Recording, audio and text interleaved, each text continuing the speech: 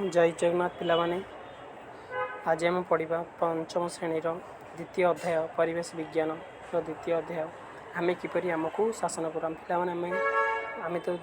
चतुर्थ श्रेणी पढ़ी स्वायत्त शासन विषय जो कि स्वायत्त शासन विषय जो ग्राम पंचायत सब विषय आम पढ़ी ना आज आम पढ़ा आम किपरि आमको शासन करूँ पे आमर राज्य ना कौन ओडिशा आम राज्य आम ओडिशार शासन करने विधानसभाटी रही अच्छी प्रति राज्य में गोटे गोटे विधानसभा रही है जहाँकि सेठारे विधानसभा गृह आम राज्य राजधानी भुवनेश्वर अवस्थित आम जाने प्रति राज्य राजधानी रे गोटे गोटे विधानसभा रही है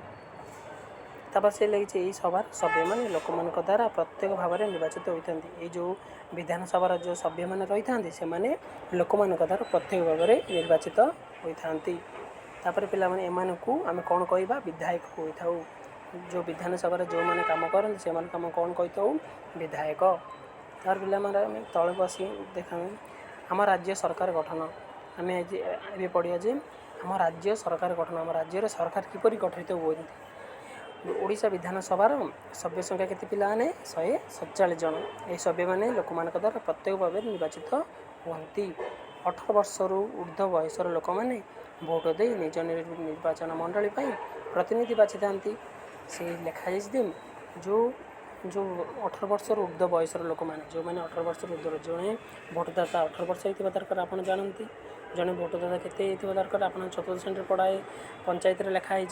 जड़े भोटदाता केते वर्ष होता दरकार 18 वर्ष से जड़े कौन भोट दे पार ए लिखाई भोटर जो मैंने 18 वर्ष से मैंने भोट दे निजर निज निर्वाचन मंडली प्रतिनिधि बाछि थांती यही प्रतिनिधि माने लोक मान द्वारा बछा आम राज्य सरकार आम राज्य शासन व्यवस्था को गणतंत्र शासन बोली कहुए पे आम राज्य आमर भारत को गोटे गणतांत्रिक राष्ट्र बोली कहुए गणतंत्र गण अर्थ लोक मैंने तंत्र हूँ शासन हूँ लोक मैंने शासन करती राज्य विधानसभार संख्यागरिष्ठ दलर नेता मान राज्यपाल मुख्यमंत्री रूपे निर्वाचित करते से लिखाई एठार जो मैंने जन को भोट दि जाए से समस्ते विधानसभा सभ्य मैंने भाव गठित होती आउे तल लिखाई विधानसभा संख्यागरिष्ठ दलर नेता राज्यपाल मुख्यमंत्री रूपे निर्वाचित करती जो विधानसभा जो संख्यागरिष्ठ दल जो मैंने रही था से भितर जन को मुख्यमंत्री रूपे निर्वाचित करती किए निर्वाचित करती मुख्यमंत्री रूपे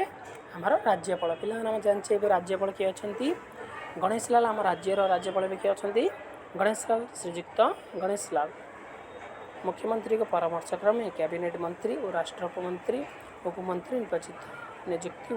करती सब मंत्री पहुँचले मंत्रिमंडल हुए मंत्रिमंडल साधारणतः 5 वर्ष कार्य करे मंत्रिमंडल साधारणतः केते वर्ष कार्य करे 5 वर्ष कार्य करे जड़े विधायक जड़े जड़े मंत्री अधीन एक बा एकाधिक विभाग थाए राज्यर सर्वोच्च शासनकर्ता होती राज्यपाल आमर राज्यर सर्वोच्च शासनकर्ता होती राज्यपाल नाम राज्य शासन चले राज्यपाल को राष्ट्रपति नियुक्ति करते लिखाई आमर आम भारतर बा आम ओडिशार सर्वोच्च शासनकर्ता किए होते राज्यपाल से राज्यपाल किए नियुक्ति करता राष्ट्रपति प्रति राज्य में जड़े जड़े राज्यपाल रही है से किए नियुक्ति करता राष्ट्रपति नियुक्ति करते पे तल बसंत लिखाई आम राज्यर वर्तमान राज्यपाल नाम कौन ये आम कौन लिखा गणेश लाल श्रीजुक्त गणेश लाल पे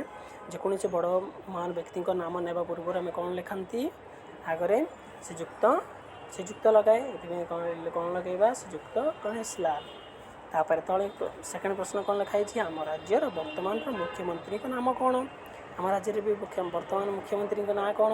आम आपण मैंने तो जानते किए श्रीजुक्त नवीन पट्टनायक आम राज्यर वर्तमान विद्यालय और गणशिक्षा मंत्री नाम कौन गणशिक्षा मंत्री नाम कौन सौम्यरंजन दास श्रीजुक्त सौम्यरंजन दास